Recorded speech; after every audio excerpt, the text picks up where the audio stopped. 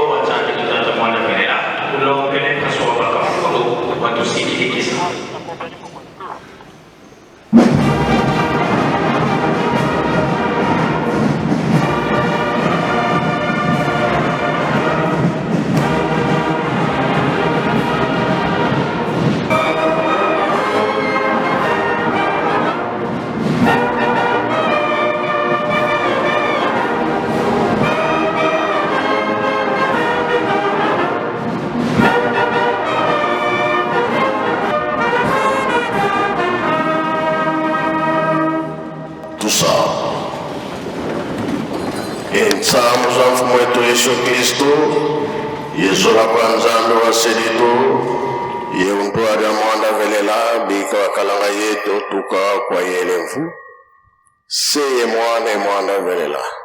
Amen.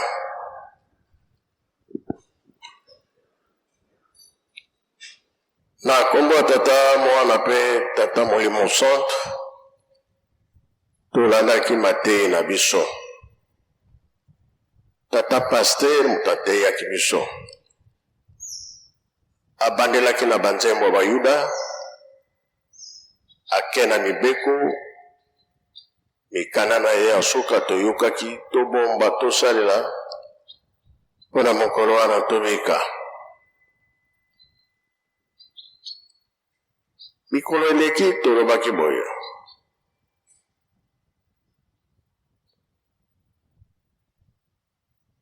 Tata Nzambe de lundi, mikolo nyonso ti samedi, asalaki oyo asalaki. Tomonaka banzete, tomonaka mabele, tomonaka batite, nyonso kaka. Me samedi nde asali biso bato. Dimanche nde apemaka. Yango tomipesaka mingi mpona koyoka mateyi, surtout mokolo eyenga nde biso bakembangiste tosalaka mosala mpona kotonga lingomba ya tata molimo santo. Misala oyo tosalaka mpona kotonga lingomba. Toyaki lobi ezalaki mokolo monene 6 juin. Sala mpe tosalaki yango. Na biso bamusicien lelo lisusu mpona kokumisa mpe tosala misala ngomba etongama. Lobi nde tokotala suka likambo ndenge ekozala. Mpona bongo biloko mosusu esalamaki na maloba. Kasi mutu nde asimbamaki na maboko na ye moko. Mabele asali biso bato. Pona nini likambo ezali wana? Toyoki ba ange asalamaki na maloba. Toyokaka Lucifer salamaki na maloba. Me yo moto nde osimbamaka na maboko ya Tata Nzambe. Biso bato nde bapesa mayele ya mingi ya kosala. Alors yango wana tolobaki to yo moto bongamaka. Soki olongi ba ange bakufukama na yo. Kama ndenge nini? Pona nini Lucifer mokonzi ya baangelu nyonso me likanisi ya mabe ezwi ye. Ye mpe azalaki na bato na ye bakonseye na ye.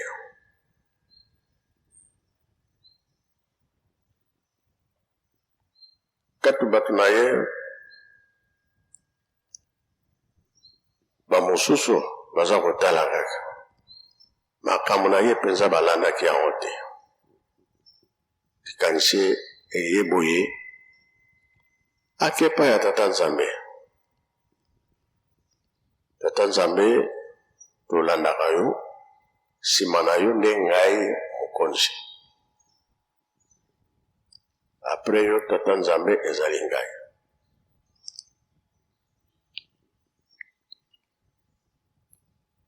Tata Nzambe alobi kambo olobi na nga kende kotuna mwana na ngai Yesu. Ozaka na mwana? Po balandaki bamosusu bazalaki banetre, bamosusu bazalaki pire, bapesi ye conseil non, kende kaka na mwana. Ye pe andimi akepa ya mwana. Apose problème na ye alo te. Likambo olobi na nga kende na Molimo Santo, Saint-Esprit.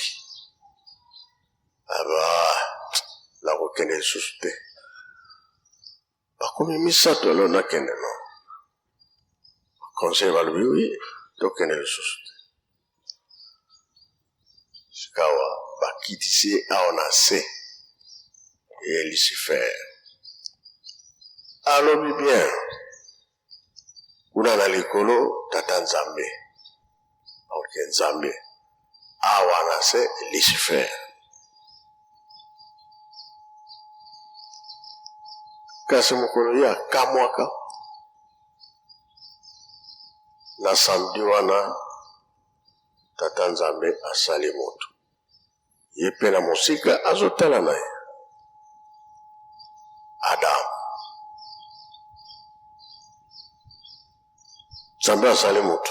Kolo Yesu ati makila na mai. Molimo Santo ati molimo. Ye azotala. Moto pe atelemi. Bango bazongi na bango. Bango misato. Sikawa ye moko Lucifer Satan ake komeka Adam. Adam azaki komeka na Satan. Satan kokima mbao yona ke. Eza kosala mambala ebele. Kasi Satan azaki kokoka Adam te. Est-ce que Tata Nzambe alobi te biloko nyonso eza na jardin lia na yo. Se mbuma wana kolia te. Akoti sikoyo baye kosala Mama Eve. Lani Mama Eve de tokweyaka na masumu. Liaki mbuma ake kopesa susu na Adam bale force wana esili. Yango tomonaka ke tobundaka na Satana. mingi mpe tokóma na mayele ya moto mabe ya satana. Mingi bazali bien bazoloba non satana te, tosa satana te, bazali tomibongisa. Génération ya liboso tolongaka te, ya mibale tolongaka te, ya misato mpe tolongaka te, ya mine yango eske tokolonga? Mpona nini tolobi bongo? Papa Mfuma Longo Papa Diangenda alobi nazalaka na niongo na mutu te mpe naza nango te na mutu, kasi naza na niongo ya bamusicien. Donc papa fo afuta bamusicien nazalaka niongo na bango, sosola oyeba ntina likambo wana batiaka biso na esika mosusu mpona mosala oyo tondimaki tolonga nango. Na ntango wana tolongi nango, ntango okende na maboko na bango na likolo omati ange afukami.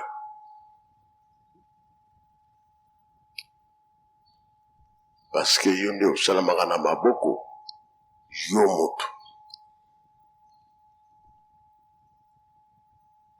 Zala nsima na tata Nzambe ekozala nsima ya satana te.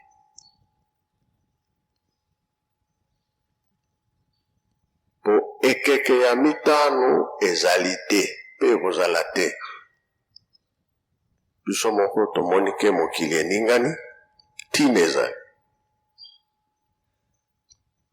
Tata Nzambe alingi arekipere bana na ye. Yango biso balobi tika mabe sala malamu mpo longa mokolo wana. Batata bazalaki kobombela biso makambo te ntina ezali. Biso na bamikolo tozalaka na baproblème mingi. Bana mike mingi mpenza te.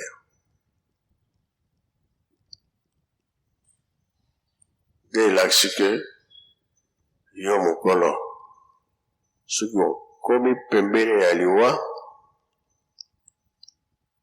banda obotama na age okomi nango, okomi kokanisa bolamu nini nasali na bato, mbeba nini nasali pa bato. Kosamba ikozala so totali